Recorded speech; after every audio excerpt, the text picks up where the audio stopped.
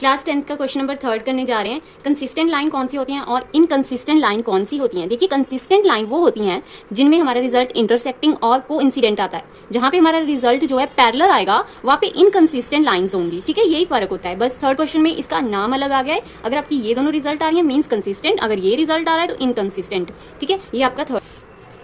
देखिए, ये आपका क्वेश्चन है। अब ध्यान से देखिए, इस क्वेश्चन में इजिकल टू 5 लिखा हुआ है, यानी कि इक्वेशन सही से नहीं लिखी हुई, तो हमने पहले इसको सही करके लिखा है। यहाँ पे देखिए, जो 5 यहाँ पे प्लस का है वो इस तरफ लेके आएंगे तो वो हो जाएगा माइनस का। ठीक है, इसी तरीके से इसको भी सही किया। यहाँ पे ये प्लस का है तो इसको इस साइड लेके आएंगे तो हो जाएगा माइनस का। चलिए, तो हमने इक्वेशन को सही कर लिया यहाँ पे। अब देखिए, हमें क्या देखना होता है, a1/a2, b1/b2, c1/c2। तो हमारा a1 क्या है यहाँ पे 3, ठीक है, a2 क्या है 2, प्लस क्या है इन्होंने इसलिए 3/2। b1 हमारे पास क्या है प्लस का 2, ठीक है, b2 हमारे पास क्या है माइनस का 3, तो यहाँ पे इसलिए माइनस का 3। c1 हमारे पास क्या है -5, c2 हमारे पास -7। अब आप देखिए, क्या a1 a2 b1 b2 के इक्वल है? ये इक्वल नहीं है तो कौन सी कंडीशन होती है?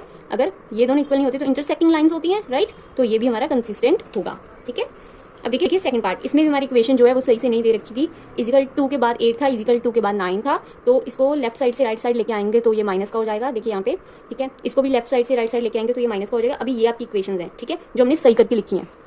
अब देखिए, a1 a2 हमारे पास क्या है 2/4, इसकी हम कटिंग करेंगे तो हमारा यहाँ पे आएगा 1/2। क्यों? क्योंकि 2 के टेबल पे 2 आएगा 1 पे और 4 आएगा 2 पे। ठीक है, अब देखिए b1 b2 हमारे पास क्या है माइनस का 3 और माइनस का 6, इसका आंसर भी 1/2 आएगा कटिंग करने पे। अब आप बोलोगे माइनस क्यों नहीं लगाया? क्योंकि माइनस से माइनस कट गया, ऊपर भी माइनस है नीचे भी माइनस है। ठीक है, अब देखिए c1 c2, इसकी वैल्यू क्या है -8 और -9। ठीक है, माइनस से माइनस कट गया तो इसकी तो कटिंग हो नहीं सकती, तो इसका हमारा एज इट इज आंसर आएगा 8/9। ठीक है जी, अब देखिए क्या कोई इक्वल है? हमारे यहाँ पे a1 a2 इक्वल है b1 b2 के, बट c1 c2 इक्वल नहीं है हमारे। ठीक है, तो यहाँ पे कौन सी कंडीशन होती है? जब पहले दो इक्वल होते हैं, थर्ड इक्वल नहीं होता, वहाँ पे हमारी कंडीशन होती है पैरेलल लाइन की। ठीक है, वहाँ पे पैरेलल लाइन वाला रिजल्ट आता है, और अगर पैरेलल है तो हमारा क्या आंसर आएगा? इनकंसिस्टेंट। अब देखिए इसका थर्ड पार्ट क्या है? 3/2 x + 5/3y = 7। यहाँ पे भी जो लास्ट वाला डिजिट है वो = 2 के बाद में है, तो इसको भी पहले हम सही करेंगे। इसको अगर हम, ये राइट साइड है, राइट साइड से अगर हम इसको लेफ्ट साइड लेके आएंगे, ये पॉजिटिव है, लेफ्ट साइड लेके आएंगे तो ये आ जाएगा -7। ठीक है, इसी तरीके से सेकंड इक्वेशन जो है हमारी, ठीक है, उसको भी सही करेंगे। ये 14 हमारा प्लस का है, राइट साइड है, इसको लेफ्ट साइड जब लेके आएंगे तो ये माइनस का हो जाएगा। यहाँ पे जो ये वाली दो इक्वेशन लिखी है ये अब आपका सही इक्वेशन है, इससे हम देख के सॉल्व करेंगे। a1 a2 हमारे पास क्या है 3/2। ठीक है, ये हमारा a1 है पूरा का पूरा जो फर्स्ट इक्वेशन में है, और a2 हमारे पास क्या है 9। देखिए इस यहाँ पे इसलिए मैंने लिखा। ठीक है, इसको पहले हम सॉल्व करते हैं। देखो ये अब हम इस फॉर्म में लिखेंगे 3/2, ठीक है, इंटू में 9, ये डिनोमिनेटर में है ना 9, तो ऊपर हम 1 लिख लेंगे। ठीक है, ताकि हम इसको इजीली सॉल्व कर सकें। ठीक है, आप चाहो तो इसको सीधे सीधे मल्टीप्लाई कर दो, उसके बाद कटिंग कर लो। यहाँ पे मैंने यहाँ पे सीधी सीधी कटिंग हो रही थी तो मैंने पहले कटिंग कर दी। देखो 3 के टेबल पे 3 1 पे, 9 के 3 के टेबल पे 9 जो है 3 पे आया। ठीक है, अब 1 को 1 से मल्टीप्लाई किया 1 आ गया, 2 को 3 से मल्टीप्लाई किया, यहाँ पे आपका 6 आना था। ठीक है, यहाँ पे 6 आ गया। ओके, ये आपका फाइनल आंसर है। अब देखिए b1 b2, b1 की वैल्यू हमारे पास थी 5/3, वो लिख दी हमने। b2 की वैल्यू क्या थी -10, ठीक है, वो लिख दी नीचे। इसको भी अब इसी फॉर्म में मल्टीप्लाई की फॉर्म में लिख लेना है। 5/3 हमारी b1 की वैल्यू, इंटू का साइन, b2 की वैल्यू क्या थी -10। ठीक है, अपॉन में हम 1 लिखेंगे, क्यों? तभी सॉल्व कर पाएंगे ना। अब यहाँ पे भी सीधी सीधी कटिंग कर दी मैंने पहले। 5 के टेबल पे 5 1 पे आया, 10 आया 2 पे, -2 लिखेंगे क्योंकि माइनस है साथ में। देखिए अब 1 को 1 से मल्टीप्लाई किया 1 आ गया, 3 को -2 से किया -6 आ गया। अब देखो फिर भी ये दोनों सेम नहीं है क्योंकि यहाँ पे माइनस का 6 है। ठीक है, फिर भी हम c1 c2 चेक कर सकते हैं। वैसे आपको अगर दोनों ही सही नहीं है तो आप सीधा ही आंसर निकाल सकते हो। ठीक है, c1 c2 हमें क्या दे रखा है -7 और -14, उसको लिखा, कटिंग की तो हमारे 1/2 आ गया, माइनस से माइनस कट गया, बिकॉज 7 के टेबल पे 7 आएगा 1 पे, और 7 के टेबल पे 14 कितने पे आएगा 2 पे, 7 2 14। ठीक है, अब देखिए कोई भी इक्वल नहीं है। जब पहले दो इक्वल नहीं होते तो कौन सा केस होता है? इंटरसेक्टिंग लाइंस, और उस केस में हमें क्या आंसर देना है? कंसिस्टेंट। अब इसका फोर्थ पार्ट करते हैं। देखिए यहाँ पे भी इक्वेशन हमारी जो है सही नहीं है, इसको पहले हम सही करेंगे। 11 हमारा प्लस का है, दूसरी साइड जाएगा तो माइनस का हो जाएगा। ये आपकी इक्वेशन बन गई। दूसरी इक्वेशन में देखिए जो 22 है वो हमारा माइनस का है, दूसरी साइड जाएगा तो वो हो जाएगा प्लस का। अब ये दो हैं जो आपकी, ये आपकी इक्वेशंस बन गई हैं। इसके अकॉर्डिंग आप a1 a2 और b1 b2 फाइंड करेंगे। a1 a2 हमारे पास क्या है 5/10, ठीक है, 5/10 है ना, उसकी कटिंग करेंगे तो 1/2 आ जाएगा। b1 b2 हमारे पास क्या है -3 और प्लस का 6, इसकी कटिंग करेंगे तो -1/2 आ जाएगा। c1 c2 हमारे पास है -11 और 22, इसकी कटिंग करेंगे तो -1/22 आ जाएगा। सॉरी, इसकी अगर हम कटिंग करेंगे तो 11 के टेबल पे 11 1 पे और 22 2 पे आएगा। ठीक है, अब देखिए सारे में हमारा सेम है 1/2 1/2 1/2, और माइनस का साइन भी तीनों में ही है, तो इट मीन्स तीनों ही हमारे सेम है। जब तीनों ही हमारे सेम होते हैं तो कौन सा रूल लगता है? हमारा रूल लगता है कोइंसिडेंट लाइंस का। इसके साथ साथ आप याद भी करते जाइए कि कौन कौन से रूल थे। ठीक है, देखिए फिफ्थ पार्ट में क्या है, इसमें भी हमारी इक्वेशन सही नहीं दे रखी, उसको सही करके लिखेंगे। हमने यहाँ पे इसी तरीके से सही कर लिए। ठीक है, प्लस की थी, दूसरी साइड आई तो माइनस की हो गई, पहले भी प्लस की थी, लेफ्ट साइड आई तो वो भी माइनस की होगी, ये होगी अब आपकी इक्वेशन। अब इसको लिख लेते हैं। यहाँ पे A1 हमारे पास क्या है 4/3, जैसे कि हमारे थर्ड पार्ट में था, उसी तरीके से इसको भी सॉल्व करना है। A2 हमारे पास क्या है 2, इसको इस फॉर्म में लिखा। अब इसको मल्टीप्लाई की फॉर्म में लिखो, 4/3, 2 हमारा डिनोमिनेटर में है, ठीक है, इंटू 1 हमारा ऊपर हमने लिख लेना है सॉल्व करने के लिए। अब हम इसको सॉल्व करेंगे 2 के टेबल पे, 2 1 पे 4 2 पे, ठीक है। 2 को 1 से मल्टीप्लाई किया 2, 3 को 1 से किया 3, ठीक है। 2/3 इसका आंसर आ गया। अब देखिए B1 B2 हमारे पास क्या है 2 और 3, ये दोनों सेम आ गए। C1 C2 हमारे पास क्या है -8 और -12, माइनस से माइनस कट जाएगा, ठीक है। मैंने यहाँ पे लिखा नहीं था बट माइनस से माइनस कट जाएगा, ठीक है। 8/12 है, इसकी भी अगर हम कटिंग करेंगे, ठीक है, 4 के टेबल पे, तो हमारा 8 आएगा 2 पे और 12 आएगा 3 पे, तो इसकी वैल्यू भी 2/3 आ गई। तीनों ही हमारी वैल्यू सेम आ गई। जब तीनों ही सेम आती हैं तो हमारी कंडीशन लग जाएगी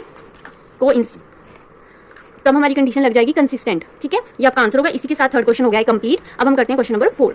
चलिए देखिए क्वेश्चन नंबर 4 में क्या कहा गया है, which of the following pairs of linear equation are consistent और inconsistent, if consistent obtain the solution graphically. मतलब क्वेश्चन में ये कहा गया है कि अगर आपकी लीनियर इक्वेशन का जो सॉल्यूशन आ रहा है, ठीक है, अगर उसका जो केस है वो कंसिस्टेंट का बन रहा है तो हमें क्या करना है, मतलब जो आंसर है, ठीक है, जैसे कि अभी हमने थर्ड क्वेश्चन किया तो उसका फाइनल आंसर हम कंसिस्टेंट और इनकंसिस्टेंट लिख रहे थे, ठीक है। अगर कंसिस्टेंट आ रहा है तो हम उसका ग्राफिकली रिप्रेजेंट भी करेंगे। हमने A1 A2 वगैरह निकाल के पता करना है कि कंसिस्टेंट है या फिर इनकंसिस्टेंट है। अगर कंसिस्टेंट आया तो हम उसका ग्राफिकली भी बनाएंगे, ग्राफ भी बनाएंगे, उस पर रिप्रेजेंट करके भी दिखाएंगे। तो फर्स्ट पार्ट हमारा ये देखिए ध्यान से, इसमें भी क्या है, =5 =10।